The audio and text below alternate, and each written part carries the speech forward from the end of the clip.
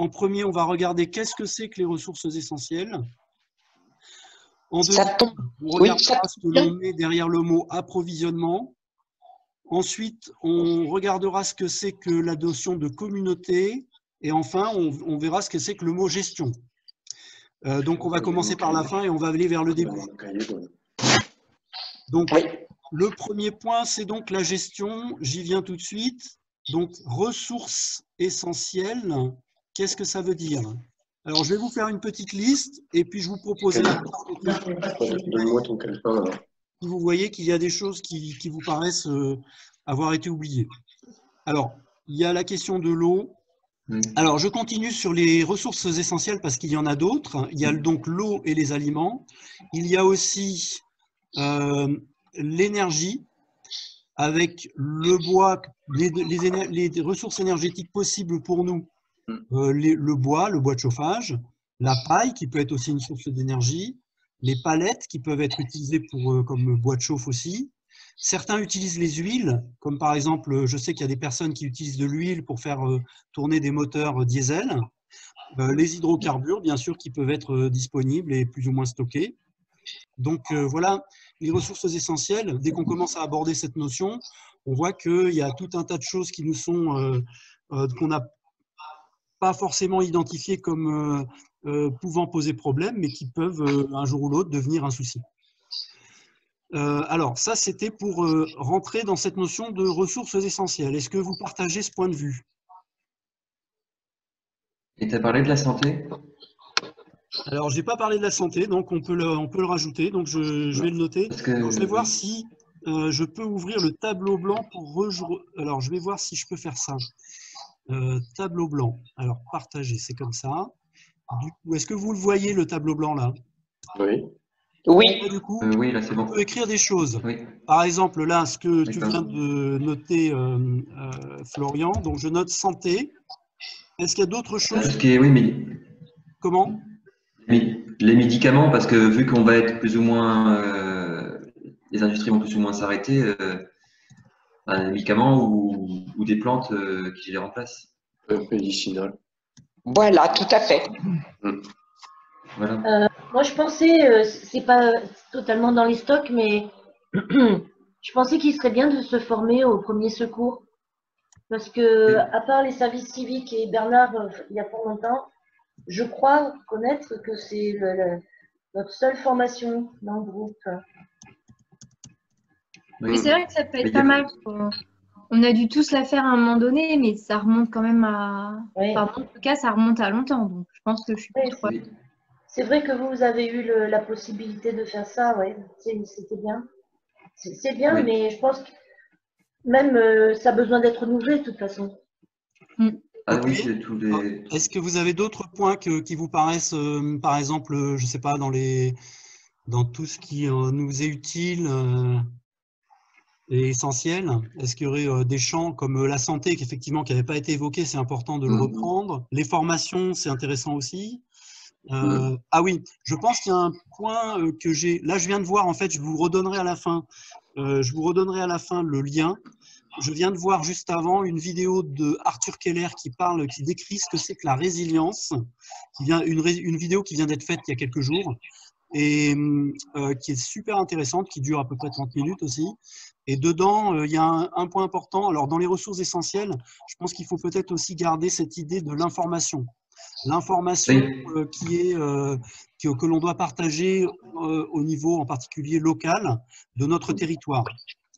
Ça veut dire la radio, il faudrait… oui aussi, mais c'est toute forme d'information. Ça veut dire ce qu'on a besoin de savoir sur la façon dont se passent les choses, où sont disponibles les ressources, par exemple, savoir où sont les stocks et comment on les gère. Ça fait partie de l'information. Et c'est un élément, d'après ce qu'il disait dans sa vidéo, l'information est un élément essentiel de la confiance. Bien sûr. C'est-à-dire que pour que les gens soient en confiance, il faut qu'ils aient les bonnes informations. Et l'information au niveau du territoire, ça va avec le réseau, par exemple. Puisque rien que, par exemple, là, entre nous, c'est un petit réseau qu'on a, mais on se donne des informations les uns aux autres. Ouais. Le réseau, ça fait partie aussi des ressources essentielles. Bon, c'est pas des ressources concrètes comme un morceau de pain, mais ça peut aussi avoir une importance essentielle. Donc il faut. Pour le moral aussi. Une sorte, oui, voilà. C'est un élément. C'est une composante de la survie. Voilà. Le réseau. Enfin, ça aide à survivre. Donc là, j'enregistre ce petit pense-bête. Donc, il sera aussi disponible dans les supports qu'on va récupérer normalement à la fin de la vidéo. Et je vais passer donc à la suite. Je vais retourner sur le diaporama. Alors, juste une chose. Est-ce que les masques en ressources essentielles à court terme, est-ce que oui, ça fait partie de la santé. Ça fait partie de la santé, des objets de santé. Oui.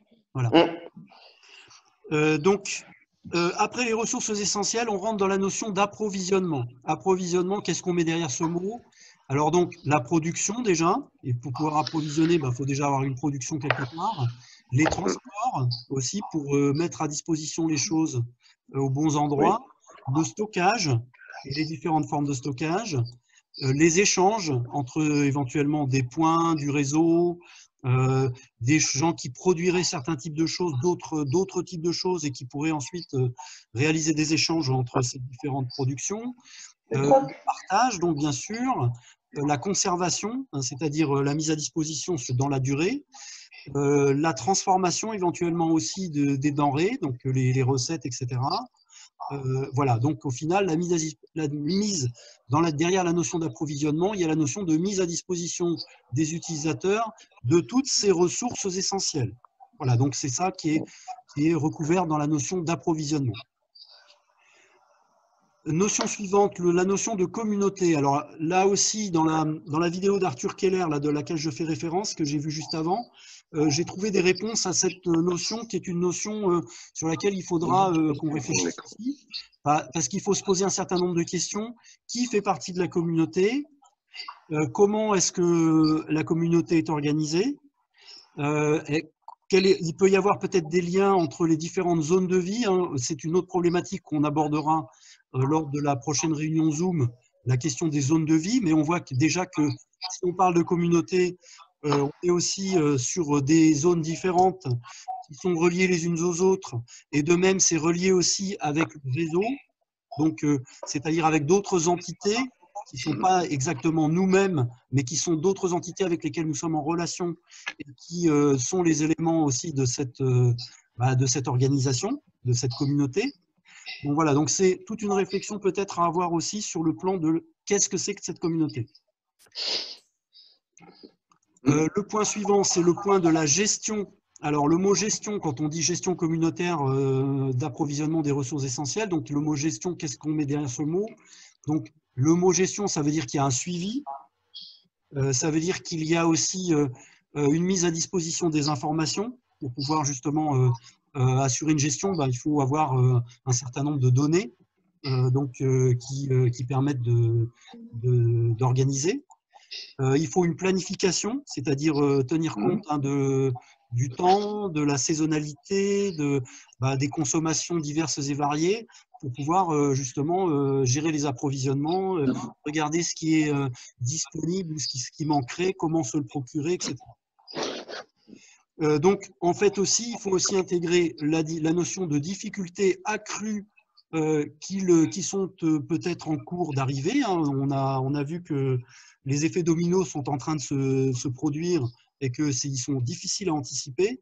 Néanmoins, il faut essayer de les anticiper un petit peu et de voir comment cette crise actuelle risque de se développer, comment un éventuel effondrement pourrait aussi se concrétiser, et bien sûr la question climatique, par exemple le fait qu'on rentre dans des périodes de sécheresse on voit dès maintenant là qu'on a enchaîné 5-6 semaines de sec là alors qu'on n'est que début avril. Si ça continue comme ça pendant des mois, forcément ça crée des problèmes et il faut pouvoir gérer cette situation ou du moins essayer de le faire. Donc voilà, donc derrière tous les mots de cet intitulé de cette première auto-formation, j'ai essayé de décrire un petit peu ce que je mettais derrière. Voilà, donc peut-être que vous avez des commentaires, des accords ou des désaccords sur ces différents points. Donc, je pense qu'on peut revenir sur un petit tableau blanc pour noter éventuellement des compléments. Donc, je vais repartir sur un autre tableau. Les moyens de stockage, enfin, tout ce qui est contenant. Parce que moi, j'étais plus ou moins embêté. Là, j'avais pas de pot, par exemple, j'avais plus de pot. J'avais plus de. Je voulais conserver des choses, j'avais pas trop de bocaux. D'où justement multiplier les moyens de stocker. C'est-à-dire que tu peux mettre dans des pots en verre, des pots en terre, des pots. Et puis aussi, tu peux multiplier les moyens de conditionner la nourriture. Donc, ça peut être les confitures, ça peut être des soupes, ça peut être. Il faut multiplier les façons de stocker et de traiter la nourriture, quoi. On peut faire sécher, par exemple, les plantes aromatiques, tu peux les faire sécher. Oui, et d'où la nécessité de prévoir un autre four solaire. Exact. Et également, je pensais des poutres, enfin des poteries. Oui, des poutres. Enfin, oui, alors je ne sais pas si on a la bonne terre pour faire de la poterie, mais c'est un contenant intéressant pour stocker. Et de même que je pensais, est-ce qu'il existe, bon, si on a l'électricité, on peut penser au frigo, au congèle, etc. Bon, évidemment, il y a la cave, un endroit frais, mais je me demandais s'il y avait dans la terre, est-ce que c'est possible dans la terre de faire des choses Oui. Oui. Je me suis posé la question aussi, mais en fait, je crois savoir que les Inuits conservent dans leur terre, mais qui est glacée, ce qui n'est pas le cas chez nous. Mais on peut réussir à faire des. Je m'étais renseigné pour faire en Afrique, ils font un fricot du désert en mettant 2 pots en terre les uns dans les autres avec du sable entre les deux. Et ils arrosent le sable avec de l'eau et en fait ça fait avec le soleil qui tape ça réfrigère l'intérieur. Oui, je comprends. Il faudra que je demande aux gars comment ils conserver. À la maison, on a un moyen de conserver le beurre avec une double paroi argileuse et tu mets de l'eau entre 2 parois de terre. Et ça maintient le beurre au frais, même en été. Donc, ça doit être le même principe. Alors, je vais vous montrer 2 documents donc, qui ont été proposés par Pascal. Alors, est-ce que vous voyez un document qui s'appelle « Si je changeais le contenu de mon assiette ». Oui. Voilà, donc c'est une petite première réflexion que Pascal a mise en place pour une formation que l'on pourrait proposer dans les écoles pour que les enfants commencent à réfléchir à qu'est-ce qu'ils consomment et donc pour les amener à voir ce qui est disponible, pas disponible, comment on peut le produire, quelles sont les différentes techniques, etc. Donc ça, c'est une entrée intéressante. Je vous mettrai cette fiche en lien prochainement. Et il y a une autre fiche aussi qu'elle a faite qui est sur stocker. Donc, c'est un petit peu ce qu'on discutait à l'instant. Donc, sur, vous le voyez là, l'autre fiche ou pas? Oui. Oui, moi j'ai aussi. Donc, la matériel à lister ou à stocker, donc les pots en verre, en terre, bouteilles, stérilisateurs, etc. Les différentes façons de conserver. Donc voilà, donc c'est une première liste rapide, hein, mais ça veut dire que c'est un sujet qu'il va falloir sans doute aussi travailler et approfondir. pour la viande de porc que produit Thierry, je sais que mes grands-parents, auparavant, la stockaient dans du sel. La conservaient dans du sel. C'est vrai que le sel, ça va être un aliment à stocker. Hein. Il y a à produire. Il y a trois moyens de le produire. Difficile. C'est pas évident. Non. Surtout ici. Surtout ici. Ici. Et oui, donc beaucoup de sujets. Beaucoup de sujets ouverts hein, dès qu'on commence à rentrer dans ces problématiques-là. C'est vrai que, par exemple, le sel, hein, on n'y avait pas forcément pensé comme quelque chose de compliqué, mais on sait que par exemple, au Moyen-Âge, le sel, c'était un vrai souci pour les habitants. Hein. Et donc, ça risque de le devenir aussi peut-être pour nous. D'où l'impôt sur la gabelle. Et voilà. Je vous propose donc rapidement, pour qu'on l'ait vu, et après on pourra revenir à la discussion s'il nous reste du temps, je vous propose donc de revenir sur le diaporama pour avoir les dernières dates. Alors, on en était là. Donc la suite, qui veut commencer? Moi, j'ai trouvé que c'était sympa. Enfin, voilà, là, j'ai pas grand-chose à rajouter. Hein, j'avais pas forcément vu la première fois, vu que j'étais pas là un petit peu comment ça se passait. Mais maintenant que je vois un peu mieux le déroulement, même le sujet qu'on traite, etc., peut-être que voilà, pour la prochaine fois, je m'y préparerai certainement mieux. Mais en tout cas, c'est vachement pratique, hein, ce support. Voilà, on peut se voir, on échange, ça bug pas du tout. Donc, on a l'impression qu'on est ensemble, quoi, comme à nos petites réunions habituelles. Donc, c'est sympa. C'est presque à regretter qu'on ne l'ait pas fait avant. Mais bon. Ah oui, petit bémol, Zoom. Il paraît que Zoom, ça appartient aux Chinois et que tout ça, ça part en Chine. Hein, donc, ah là là. Ah là là. On voit pas bien ce qu'il pourrait faire de nos données, mais bon. Alors Florian, toi, c'était ta première fois aussi. Qu'est-ce que tu en as pensé? C'est pas mal.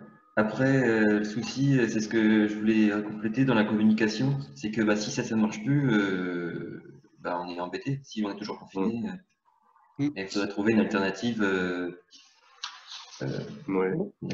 fonctionnelle et simple à mettre en place. On va retourner à. On va retourner au système civil. Des pigeons voyageurs. Les pigeons. Oui, les pigeons. Oui. Mais c'est compliqué à adresser quand même, hein, les pigeons. Alors, c'est pas évident. Dans les modèles sur l'effondrement, souvent il y a des personnes dont le rôle est justement de faire le lien entre les communautés, un peu comme les colporteurs d'avant qui font passer des choses et qui font passer de l'information. Un peu comme des crieurs de rue, oui.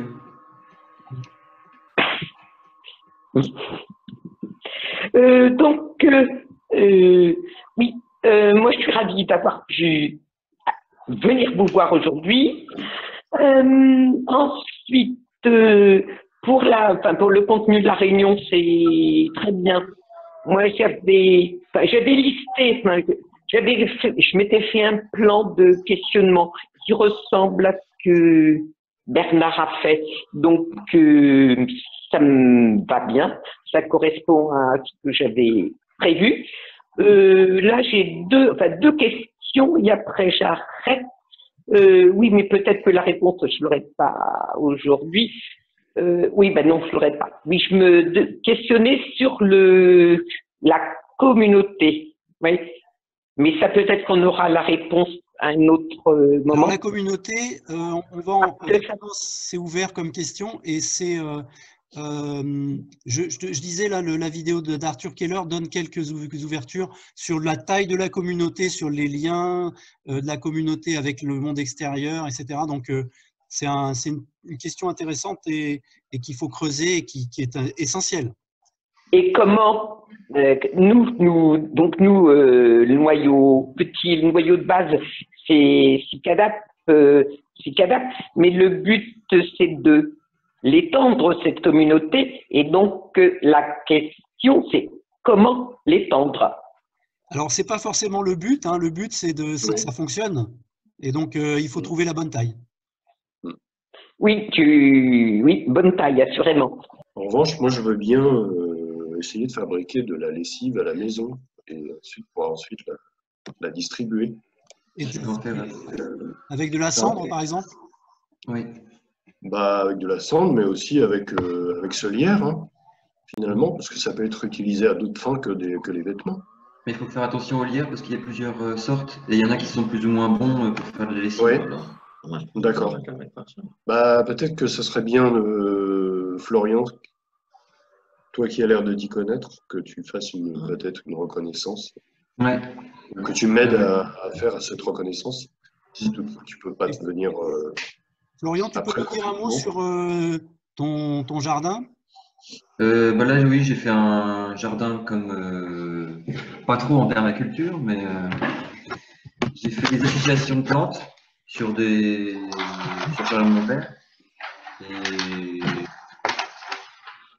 après, j'essaye de pas trop arroser pour pour moins consommer d'eau.